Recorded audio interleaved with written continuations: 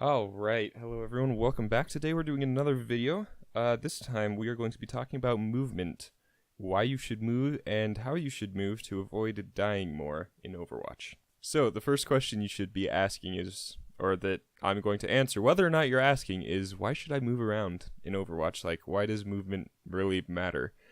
And the answer to this is because when you're shooting at someone or being shot at, the person shooting has to keep in mind two things or adjust for two things. The first one is where you are and then where you're moving. This isn't true for every character.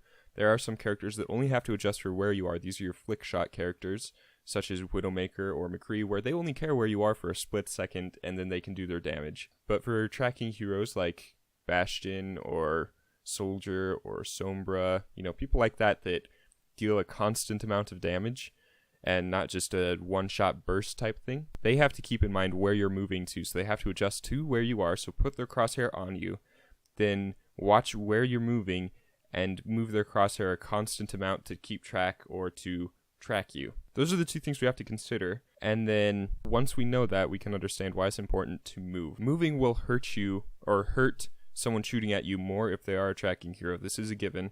With flickshot heroes, it's more high skill and it's more likely that they'll just do their damage kind of no matter how you're moving.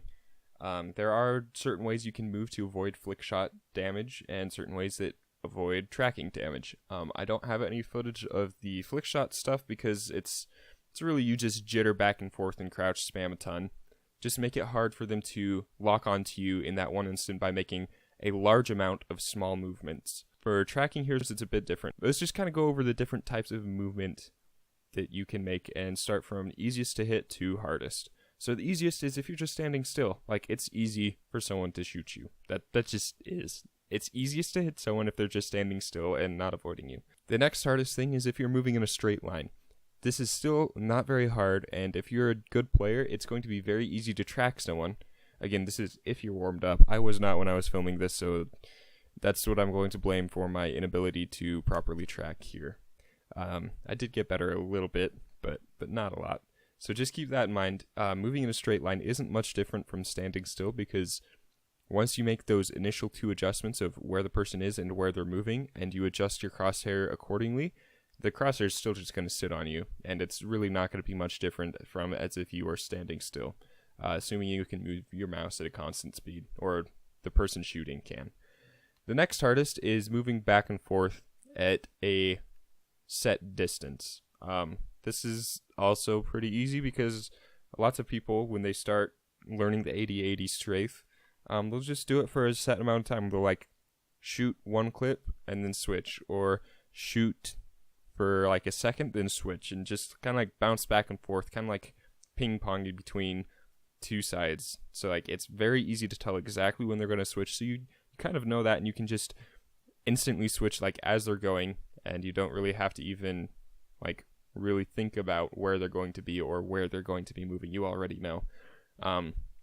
So this also falls into the category of good characters. It's basically the same. You're gonna get shot just as quickly as if you were standing still, essentially, because all they have to do is watch you do it a couple times and they know exactly where you're going to be. The next hardest thing is moving at uneven distances, so you don't switch at the same time. So this makes it harder because then if they're expecting you to switch and you don't, their crosshair is going to bounce off to the side, moving the opposite direction. They have to re-lock onto you and where you're moving, which can be good because that means that's time that they're not shooting at you and that you can still be shooting at them. And then again, the opposite, if you switch before they're ready, their crosshair keeps going and you start going the other way. And again, that time between when you switch and stop getting hit and they realize and are able to adjust back onto you, that's time that you have to shoot them. They don't have to shoot you.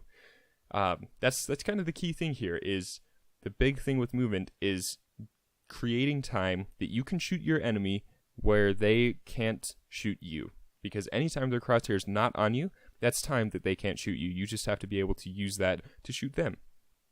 So then the next one is, it kind of like mixes it up. So you move a set distance back and forth, just ping-ponging back and forth, but you throw in little jitters here and there. So you'll move across and then switch directions and then switch back instantly. So you move maybe like a foot backwards and then keep moving forward, and just do that a couple times in between, and it just makes it incredibly difficult. And then the next one is doing the same thing, but not ping-ponging. So you're moving unequal distances back and forth. This can, again, throw them off because they don't have any set point where they know you're going to turn around. It makes everything kind of up in the air for them. The big thing with this, though, is to make it random as possible. Decide when you're going to switch and then just switch it up a little there. But don't be planning out when you're going to switch. Don't plan it out. Once they start hitting you a ton, switch it up.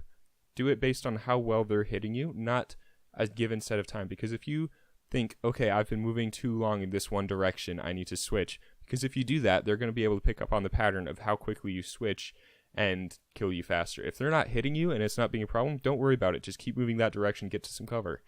Then the next and final level is adding crouching and jumping, because having that up and down movement in addition to the side-to-side movement, especially if they're aiming for the head, that's just the most you can possibly do. You're adding the random up and down along with random side-to-side, and it's very hard to hit, and oftentimes if someone's headshotting you and you add in some crouch spam, they will adjust downwards for the first couple of crouches, and then they'll just stay there, which means they'll no longer be getting headshots, which makes it easier for you to stay alive longer because they'll be doing less damage when they are doing damage to you.